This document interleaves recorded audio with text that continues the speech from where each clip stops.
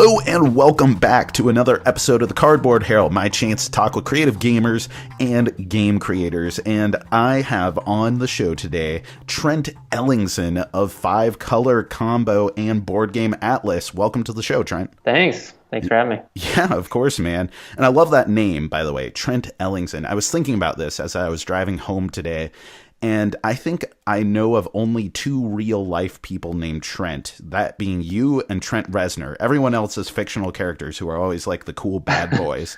So are you a cool bad boy like Trent Reznor?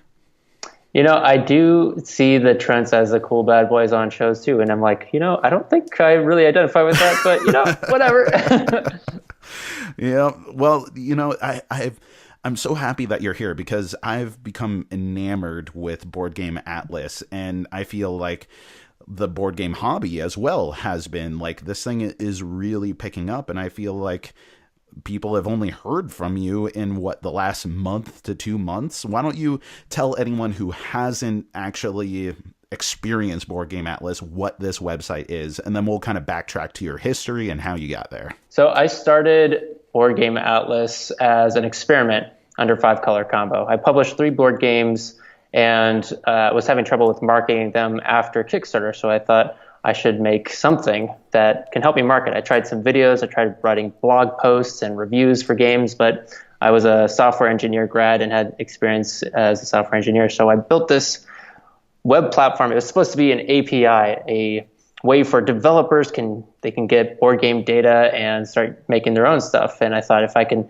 get people using this, because there's no really good tools for software engineers, then maybe that can help me market my own games afterwards. I'll put my games in front. And so that's kind of the idea. And I in about 2 weeks, built a prototype and launched it on Reddit and got some cool feedback. And I thought this is worth working on. So I spent about 3 months showing people the beta and trying it out in 5 Color Combo, calling it the search tab. And then about 4 weeks ago, I got to the point where I felt confident and launched it live as Board Game Atlas. So it's been live for about 4.5 weeks at this point.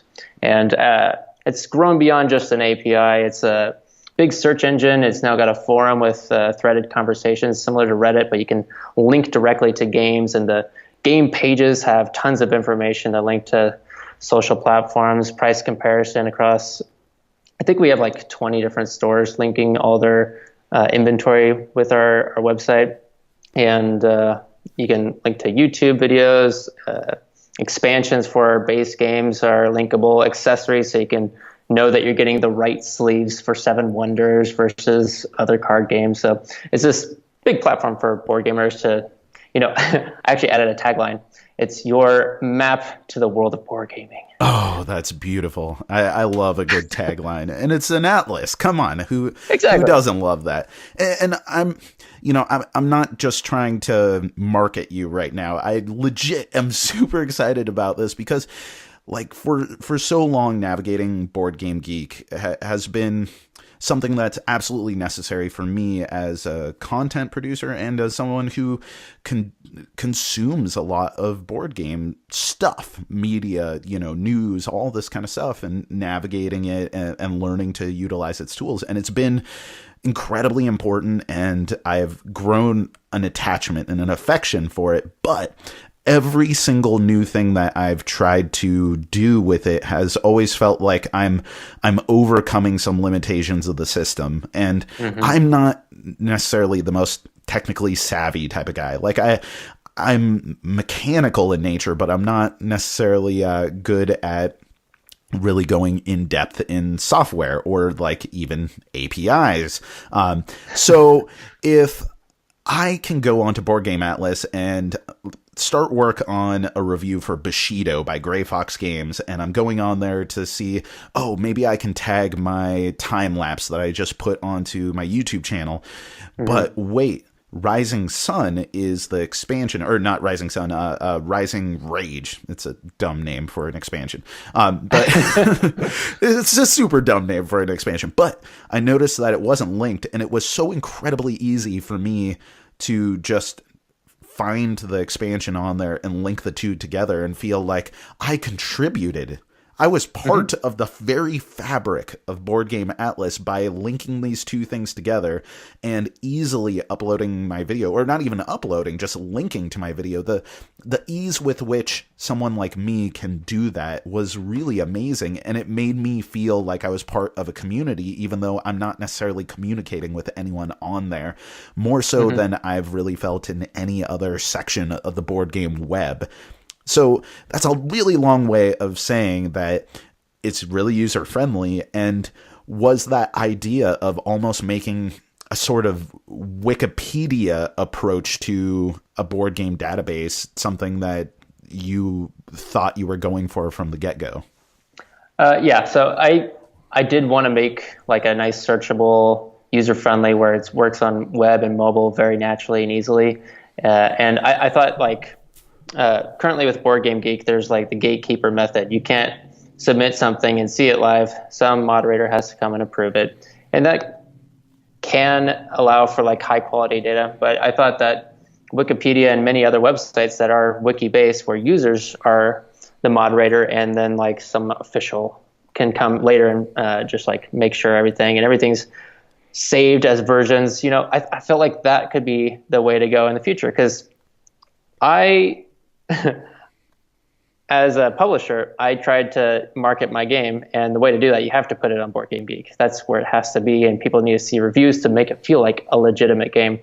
And it took 4 days for it to show up, because I guess I wrote something wrong. I had a typo, and it took 2 additional days. After the first 2 days, it got approved. The second 2 days had to approve the typo.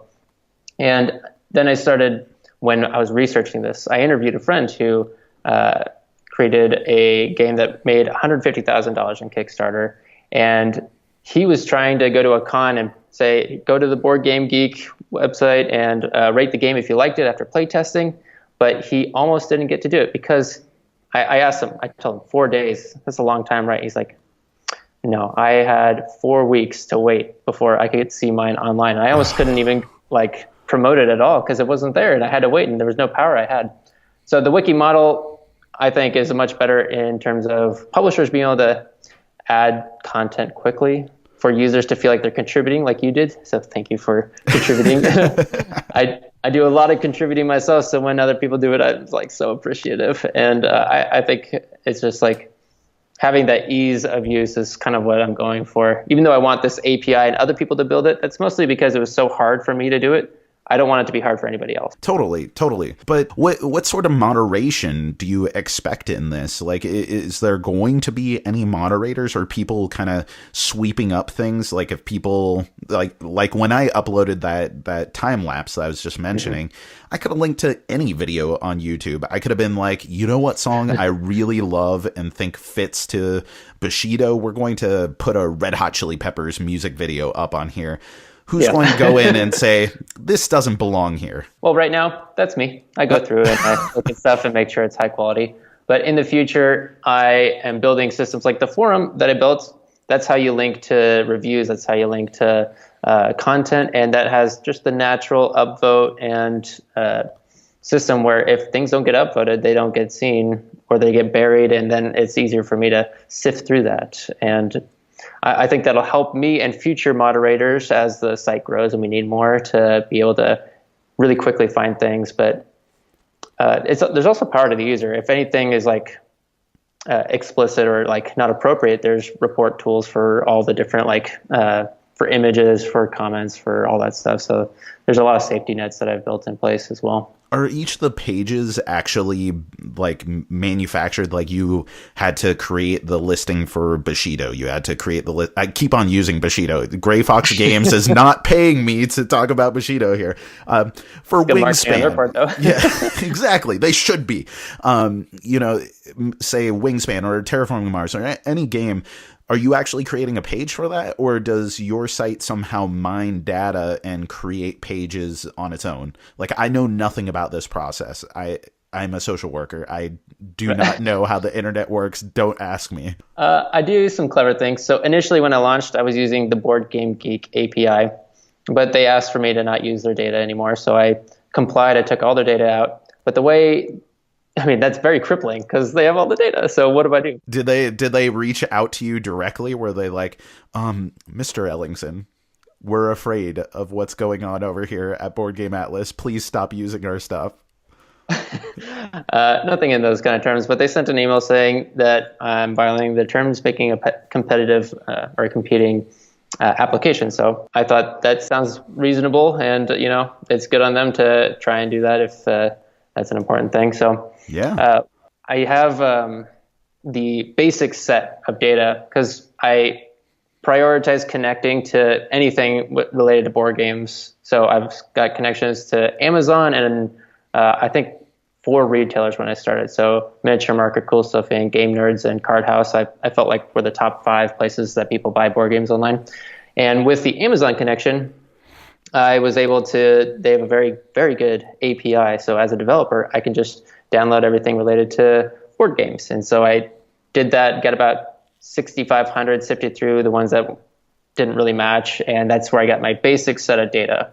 And then from there, I went and with Cool Stuff Inc., Miniature Market, they have like tons of board games, and some have data, some don't, but I got a basic set of inventory from them. So combined, I started out with about 11,000 board games in the database just through the linking up to those different partners. And since then, though, it's been months and months of manual entry. I spent like half my time looking up publisher websites and just typing in all the data, and I got very efficient at spending hours and hours and hours doing that. And I had a few friends helping, and now the community is starting to help, which is so relieving because I'm very tired of it. I bet. How many users are on there? I'm sure you track this type of thing. Like from the time that you launched, what kind of growth have you had in this just 4-week period? So through the beta, I got 80 people to sign up. And since launching, I have 492. So 4 weeks, I grew to that amount. But you don't need an account to use the website. Most of the features, unless you want to contribute to, like some of the, just like Wikipedia, you don't actually need an account. You can just contribute and we record your IP address. But for like getting price alerts or like talking in the community or adding other data, you do need an account. However, 492 users is like a fun goal for me to have to grow that. But I think 4 weeks, we've had about 70,000 web visits. So that's kind of the other side of it. Like about 1,700 people come back every week and use it every day. And so that's also an exciting number that I like to see. That is super exciting. And I've thought about this in relation to the competition to Board Game Geek and the kind of it's the central place where all board game things ebb and flow out of, and a lot of that is the community aspect. Mm-hmm. And while I do have a sort of maybe not antagonistic, I have a relationship with Board Game Geek where I'm like, I love you for what you do, but you are hamstringing me in many ways. It has allowed me to engage with a community that I wouldn't otherwise be able to engage in. And let's say that you did continue with exponential growth over the next 3 years. Is there any part of you that thinks about things like splitting communities or dividing communities? Like, is there any sort of ethical component to this? From my perspective, it seems like, at least in the internet age, and especially when it comes to board games, communities are somewhat transient. I post on Reddit, I go to the Shut Up and Sit Down forums, I go to BGG, and now I also go to Board Game Atlas as another resource. I don't necessarily cut my time on one in order to go to another. In theory, I could, but I know that at a certain point, as you're developing all these tools, as you're thinking about competing, as you're trying to become this big entity that I'm sure that you want to be, do you think about those things? And does this pose some complications for the community? And is that a concern for you? I think that people will go where they want to talk about games. I frequent Twitter, Reddit, and my own website, even though my website's still very small. I try. It's important. I respond to everybody. Everyone who posts, everyone who comments. It needs to feel alive while it's still a baby. So we don't want it to die. That's like my YouTube channel. Anyone who posts, I promise you, if I'm not responding, I'm at least reading, and there's about a 95% chance that I'm responding to you. The only time that you post something on YouTube or Twitter or really anywhere affiliated with the Cardboard Herald that I'm not responding is if you seem very, very mean, and I just choose not to engage with you. Fortunately, that's down to 5% or less of people. That's good. Yeah. I think if, I mean, I'm trying to just build an amazing place to go and talk about board games, which is why I liked how Reddit has threaded discussions. So it's really easy to follow along and add your comment, and the ability to link to a game I thought would be important, because sometimes I want to find out about a game, but going and searching and then like coming back and having multiple tabs open, and then, oh, I like this game. Now I need to open up another tab and go to like board game prices to do the price comparison shopping. And then it just felt a little like scattered. So I built a tool on my website. You can link to a game in the replies to comments, and that's been really helpful for me probably within the last year. So I've got a lot of catch up, and I'm so excited. I want to buy all the games. I want to learn about all the games. I want to watch all the videos about the games. And so I don't want to go everywhere to find it. I just want it to be in one place. And that's kind of what I'm trying to solve. And community being split, I don't think it's an ethical issue. I think people that love talking on the Facebook groups are going to continue doing that, if that's the best place to talk about it in that context. And Board Game Geek, Reddit, Twitter, Board Game Atlas, I think they're all going to have their place. And that's just going to be, I'm just trying to make Board Game Atlas as amazingly beautiful and usable as possible. Well, we've talked a lot about the current stuff going on with Board Game Atlas, but let's get back to the origin story of Trent, of the bad boy himself. So where did you grow up? I grew up in the Bay Area of California. So on the East Bay, I was in Pleasanton. Okay. So you grew up in California, and if I recall correctly from the little bit of research that I did in advance of this, you were a real big Magic the Gathering guy. Is that kind of what was your entry point into tabletop gaming? Yeah. So my brother was into it. He got me into it, played for like 5-6 years, and went to all the pre-releases, had spent lots and lots of money, of course, on cards that are just so I'm so excited when I see them still, even though I haven't played in like over a year. What's kind of your era of Magic? I started a little before M14, so relatively recently, or like Return to Ravnica, I think, was like the first set that I owned. Oh my god! I'm fairly noob in the MTG history, but I probably stopped playing last year. Okay, yeah.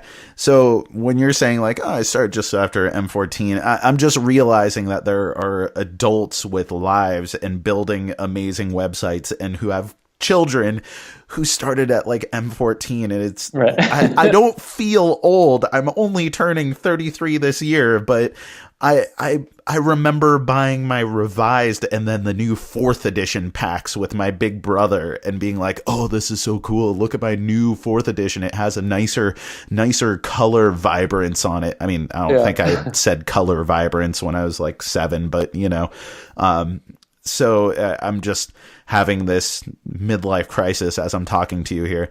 So you were playing Magic. Was that an older brother or younger brother who was introducing you to that? It was younger, and he was definitely like elementary school, middle school, got sponsored by our local game store, and I like bought an Eventide boost, or what is it called, Fat Pack, and played with him a little bit, but I really didn't get into it until like M14 is when I like dove head first into the entirety of it. What was the big draw for you? I actually, my wife and I had a friend from church that seemed like that we should be friends with him so that we can grow our community, because there weren't many people our age. So he liked Magic, so we decided we like Magic. And that's a good way to do it. Yeah, so we went over, made decks together, played, and went to our first pre-release and like, hey, this is actually pretty fun. And then I eventually thought it was really fun, and so we just talk about it all the time. And my wife is a good sport, and she plays with us every once in a while, but it's mostly me and that friend now, just going all tournaments. We went to Grand Prix Las Vegas, and man, that was an absolute blast. My wife came to that and played too, and we all had so much fun. So Magic is great. And what kind of took you out of Magic? It was really board games, actually.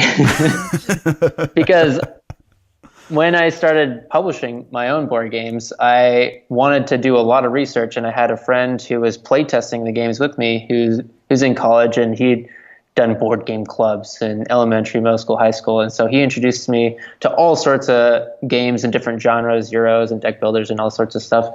And I was like, wow, you can buy an entire game for the price of the card I bought yesterday. And these games are amazing, and they have different play. And like, it's the big selling point that I realized was it's hard for me to bring new people into Magic because you can do it with starter decks and stuff, but if I have Azul or a Dominion for people, or code names, like these games have some complexity but have some simplicity in teaching them that I can invite anybody over. And I love being able to do that because I only had one or two friends that I would play Magic with, but now I can just play board games with nearly everybody that I hang out with at this point. So I really, really love that. And that's kind of what slowly took me away from Magic. And it's also a typically more approachable theme for what you're going to be attracting people at a church group over. I mean, I guess that's unfair to say, because I know a lot of church communities that have game nights, and it's not like they're like, do not let Dungeons and Dragons and Magic the Gathering in here, though I think that was a little bit stricter in the early days of this stuff. Yeah, it was a little less known, and the artwork was a little on the darker side for some of the cards and themes and stuff. And now I think most people understand when you talk about Pokemon, Yu-Gi-Oh, Magic, it's all the same stuff, and the art kind of depicts it a little better. Yeah, a little more sensitivity, at least, Yeah. They took out that flaming pentagram from Unholy Strength, and at that point they started softening the edges of Magic somewhat. There's still some gnarly stuff in there, but then again, it's fantasy, it's separate. People are more tolerant, people are more knowledgeable, but even still, fantasy is not everyone's cup of tea. But you put, like you said, Azul in front of someone, and anyone looks at that and is like, dude, I don't know what this is, but I want to play it. I love these tiles, I love these colors, I need to know more. Yeah, it's like, what flavor Starburst is that? It does look very edible. It is deceptively edible, and maybe slightly dangerous in that regard. Yeah, and I don't bring it out in front of my 1.5-year-olds just in case. Okay, so you ended up designing and publishing board games. What was it all about? Were you just like, I'm a board game designer right now? Because I think that everyone has that stage of playing board games where they're introduced to new games and they're like, whoa, there are these 5 awesome games out there. I'm going to make the 6th one, and it's going to do all these things. And you don't necessarily realize that there are tens of thousands of board games out there. And so you start developing an idea, and if you're like me, then you go like, this idea is actually trash. The more that I learn about board games, this is garbage. Why am I doing this? But fortunately, some people have the wherewithal to continue development and innovation and bring a game to the planet, and you brought 3 of them. So what was your trajectory, and what's going on with your board game designing and publication nowadays? So the reason I got into making and publishing, inventing board games was the origin stories. I started a 5-color combo as a Magic the Gathering app where I could simulate drafts. And I wanted to advertise for that, so I started selling custom playmats with art from Magic artists and other artists outside of Magic. And that ended up making a little more money than the app itself, so I shifted focus to that. And then I found an artist with some cutesy, kind of fun, very unique art. And on the side, just sounding like you, I was like making a game for fun, and I was using a bicycle deck of cards just to give myself some limitations. And I thought, maybe this could be a real thing with this cutesy, unique art.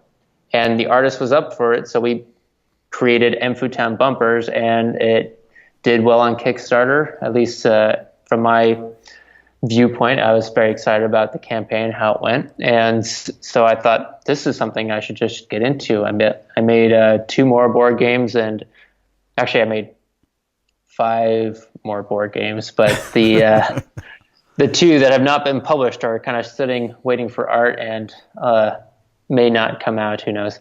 But the 3 board games that I made just became a lot of fun, working, iterating, playtesting, and throwing away bad ideas, lots and lots and lots of bad ideas, using Sharpies, blank cards, and all sorts of stuff. And it really was, I wasn't very into the hobby until like my 2nd, 3rd board game that I designed. And then I realized this huge wealth of board games out there with so many unique themes and mechanics that I just fell in love with it and started integrating that into designing. And as I was like trying to publish, trying to market, it was like I found much easier to market on Kickstarter because people are going there to find new games and will buy it. But after Kickstarter, it was like I went from 1,000 sales of The Last Stand, my 2nd board game, to the 2 months after, like 25 sales. So it was like a huge difference. 30 days, 1,000. The next 60, 25. I was like, that is so harsh and so difficult to market outside of Kickstarter. I was like trying to understand the community, and that led me into building Board Game Atlas as like my last ditch effort to market. I build a board game search website, and I will put myself as the first result or something.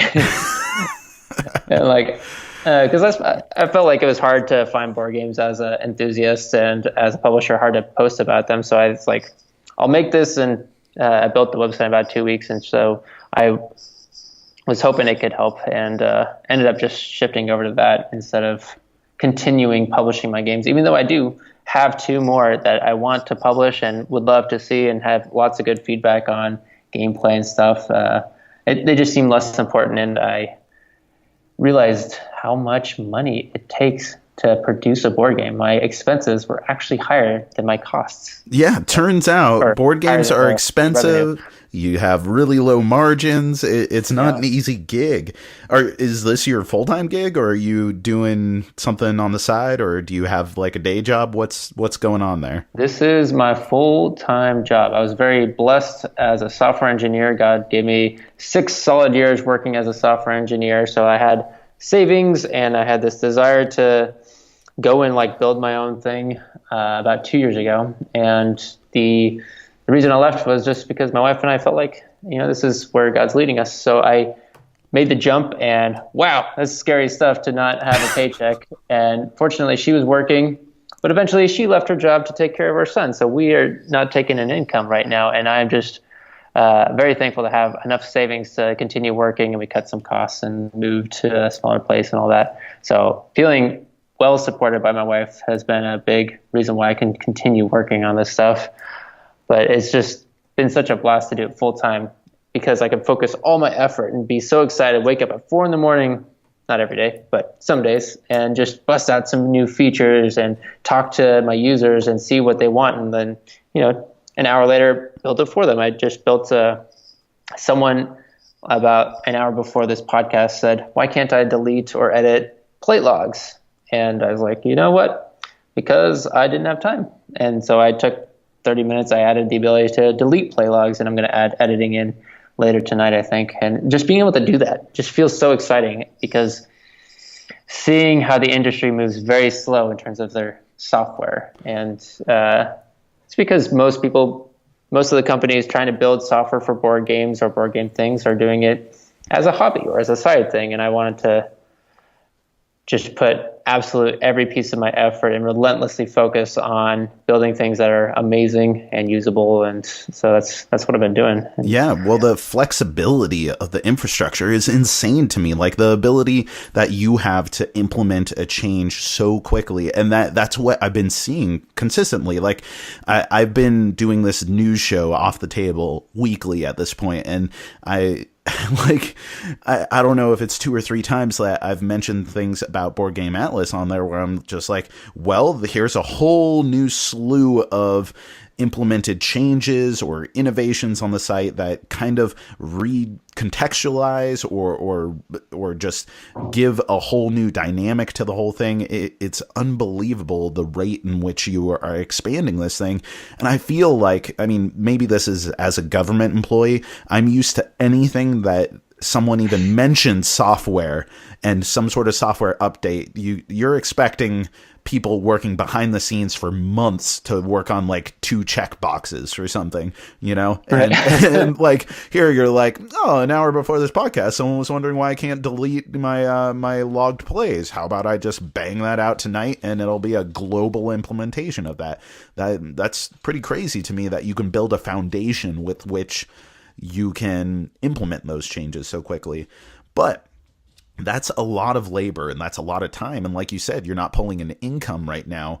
What's the dream? How do you monetize something like this? I mean, again, this is my naivete of the internet, but I don't know how you make money. Is it going to be through advertisements? Is it going to be through click-through links? Like, do you have a firm business plan that you're working towards over the next year or 6 months? Is there some expectation on the other end? So you nailed it. It's advertising and click-through links, because the board game industry, according to Research and Markets, they put a report out, $9.5 billion were sold board games this year, and that's growing about 10% each year. So in 5 years, it's going to be $12 billion people are spending on board games. And if you I made kind of like a fun post on Reddit where I was like, hey, I bought 10 games in like 3 months. Like, am I like a little crazy going overboard? And they're like, those are rookie numbers, man. I got 87 in the last few months. I'm like, oh my gosh, people love board games. And the great job that I have, the wonderful privilege, is before, when I'm like trying to sell this magic simulator thing, it's like people want to buy magic cards. They don't want to pay for simulators. Or selling playmats, like those are interesting ways to upgrade, but they want to buy magic cards. Or if I'm selling my board games, I have to sell you on how fun it is and the novel mechanic that it has, and that can work. But with Board Game Atlas, I am selling people who love board games. I'm selling them board games. And it's like, wow, that's so easy. If I love a board game, I'm going to buy it. And I, as an affiliate linker, as an advertiser, can on average make up to 20% on a sale for a board game. And those margins are much better than the actually negative margins I had as a publisher. Yeah, for sure. It would have been easier to like sell $1 for 80 cents instead of what I was doing. But at least I got a bunch of learning about the industry while I was doing it. There's like a huge space available for this because it's a big need in the community right now to have a great place to like enjoy sharing game pages and not apologize for when you send your game list to somebody. You want to be excited and like show off the cool games or the ones you recently played or the reviews you just wrote. So if I can grow to the scale of what the industry can promote, like in 2013, Board Game Geek released publicly that they had 560 million page views that year. So that's 6 years ago at this point.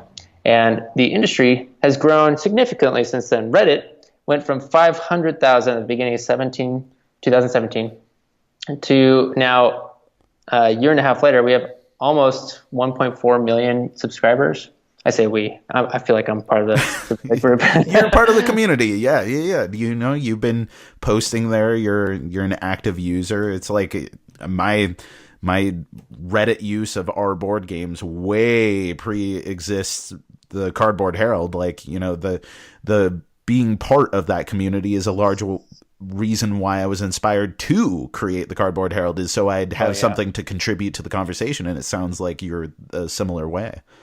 Yeah, I like to ask a lot of silly questions on the board game subreddit because it's just like sometimes people talk about games that I haven't played or I'm not that interested, but it's fun to talk about what game smells the best. And for me, it's Pandemic Iberia. It's just like, oh, that's wonderful.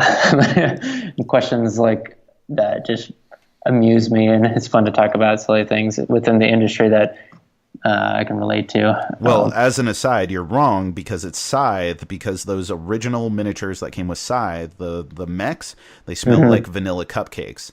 And aside from that, it's true. Go check it out. In fact, my first interview that I did with Jamie Stegmaier, which I was so nervous, and I was like, "Oh, hi, Mr. Stegmaier," because it was like episode 9 or something, and I had Jamie Stegmaier on the podcast. He was like, I asked him, because I was trying to end interviews with like a really dumb, gimmicky thing, and I was like, if your pieces look so delicious. I'm trying to think about this, and I'm actually getting kind of embarrassed talking about it. Your pieces look so delicious on a table, these really high-end components. Which of them would you most want to eat, and what would be the flavor of it? And he was like, actually, we made these viticulture coins that were chocolate coins. I was like, oh, God, he's already ahead of me on this. And he was like, you should open up Scythe, and you should give the mechs a little sniff and see what happens, because they actually smell like vanilla cupcakes. Turns out he's 100% right on that. So check out your base game, not the expansions, base game. Mine still smell like vanilla cupcakes. And aside from that, there's no better smell than particularly the older Magic cards, but even still opening Magic cards and booster like, packs, dude, there's an unmistakable smell to those that, I mean, at this point, the manufacturing process has probably evolved so much that it's no longer a product of, or like a byproduct of manufacturing it. They probably intentionally go, we need this smell in here. Put the smell in the cards, because if we change the formula, people are going to wake up from this. And so, like, I have a sense memory to my childhood that is as powerful as chicken noodle soup to Magic cards and opening those packs as a kid.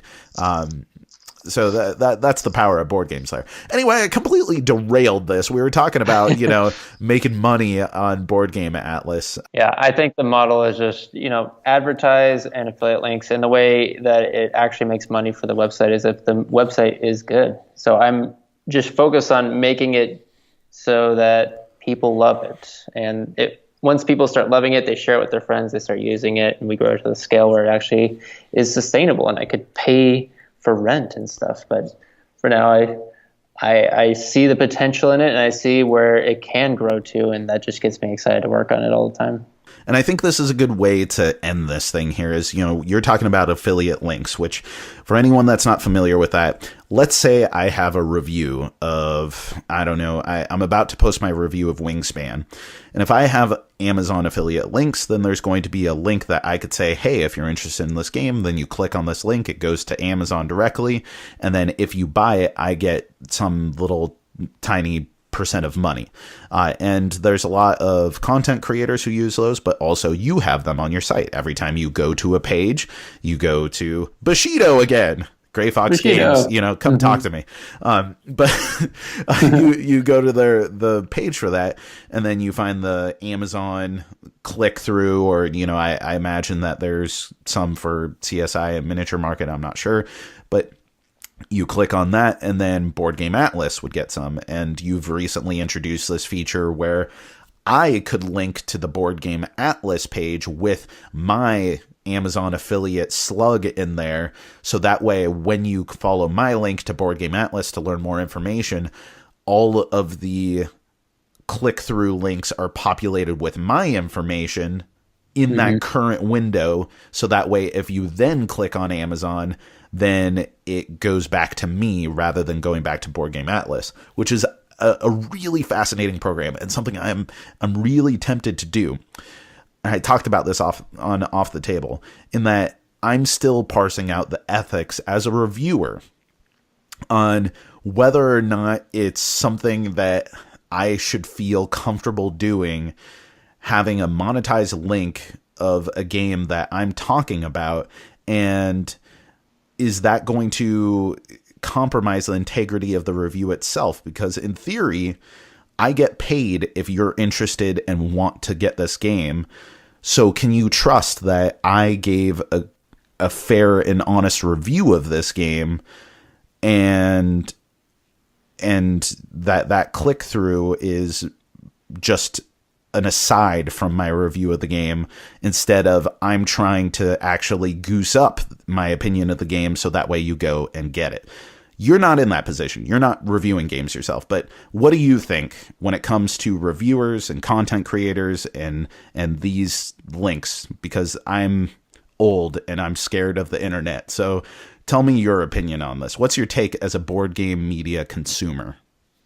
I think that reviewers should get paid if they can, because, a lot of them like get review copies sent to them or they buy them themselves. And there's a stigma that if I get paid to review something, I'm going to be influenced. And, some people can be influenced by that. They want to get more sent to them. If they give a bad review, they might not get sent to it. But the long-term view of a great reviewer is not caring, because if people start seeing that I gave a good review and the game gets bad ratings afterwards, then they're not going to be listening to the reviews any longer. I think maybe the short-term strategy is pump out 50, 100, 200 amazing reviews and don't take any money.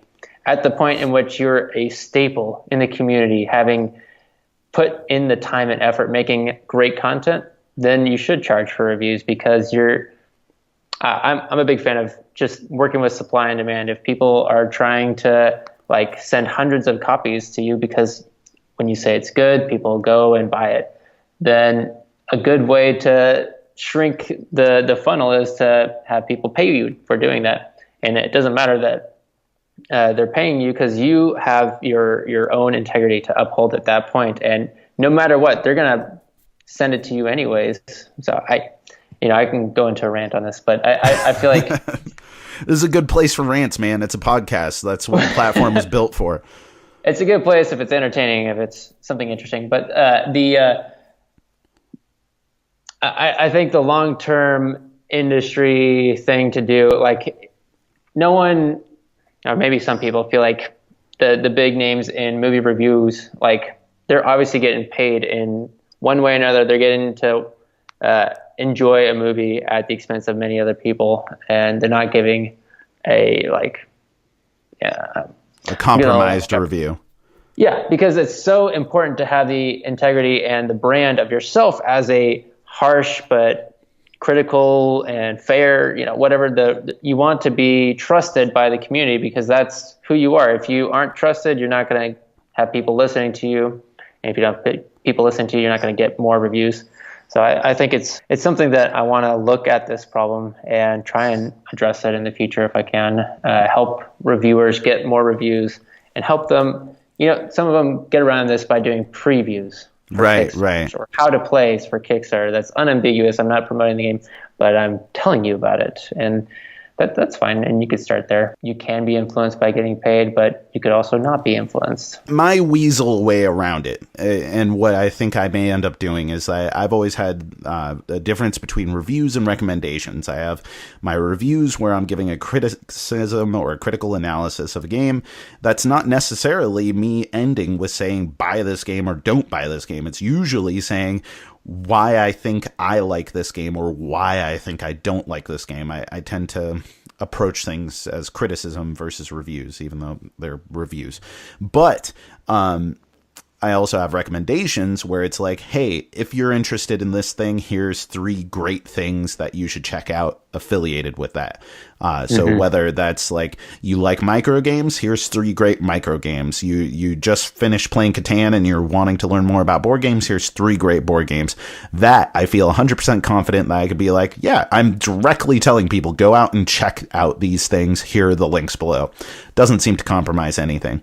But I don't want to derail this entire thing with sticky ethical questions that I'm going to make you answer to on this podcast, whether it's about competition with Board Game Geek or whether it's about my own quandaries as a reviewer, my own messes that I have to get through.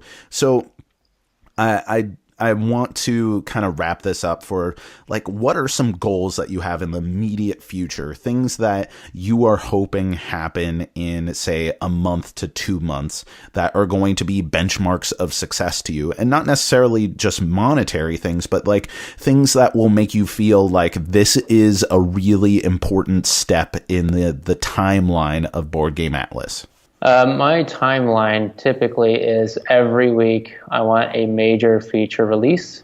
So last week I built the entire forum system. This week I'm building the entire API backend where people can like securely log in on mobile apps rather than type in their, like the scary thing would be on a mobile app not owned by Board Game Atlas, sign in with the username and password, because then the app could have access to it. I'm building the Facebook way of doing it, where you connect to Facebook and it goes to Facebook's app and then goes back. So I'm doing that for Board Game Atlas. So that's the big feature this week.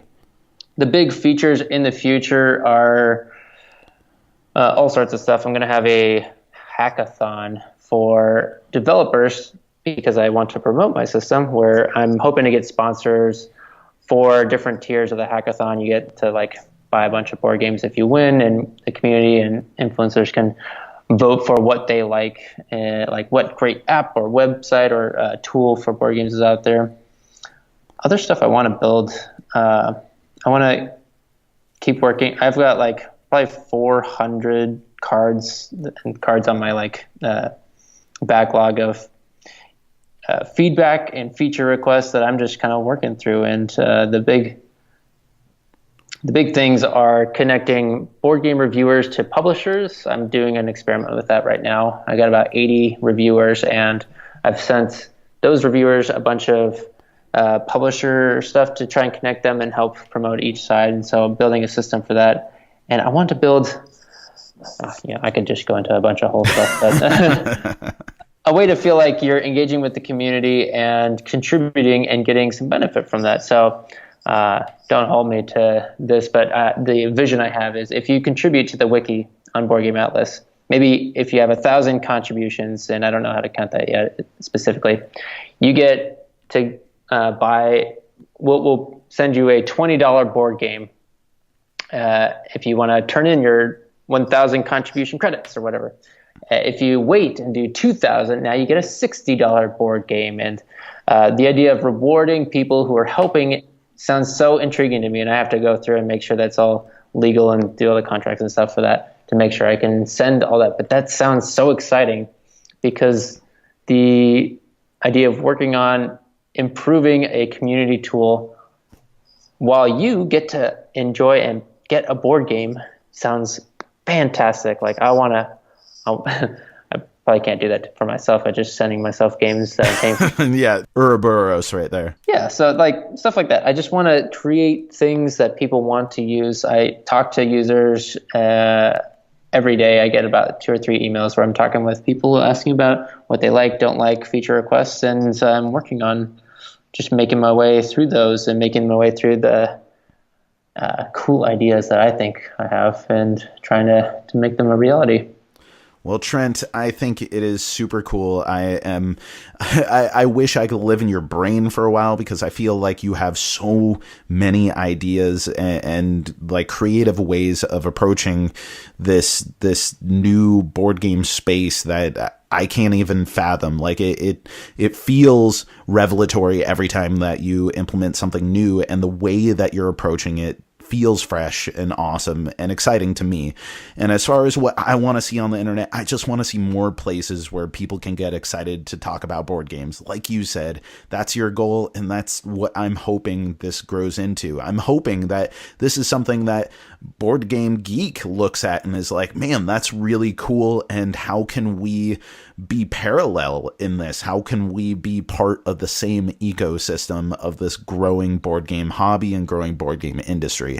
And I think that's good for everyone involved, especially the board game players out there, the people who are just excited and want to talk about board games. So, Trent, I am so excited that you came onto this podcast, the bad boy software engineer of the board game space.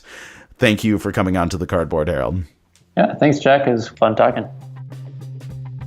As always, the Cardboard Herald is a completely free service focused on spotlighting games, gamers, and game creators. You can find all of our podcasts, including the Cardboard Herald and TCbH reviews, on iTunes, Stitcher, and our website. For more recommendations and reviews, you can also head over to our YouTube channel. We do not pay to advertise the show, so please continue spreading the word, following, liking, rating, and doing all the social media things. It truly does help us out a ton. If you'd like to drop us a line and maybe have your listener mail read on air, find us on Twitter at Cardboard Herald, or send us an email to cardboardherald@gmail.com, or click the contact link on our page. Once again, thank you for listening. I've been Jack for the Cardboard Herald, and you keep on gaming.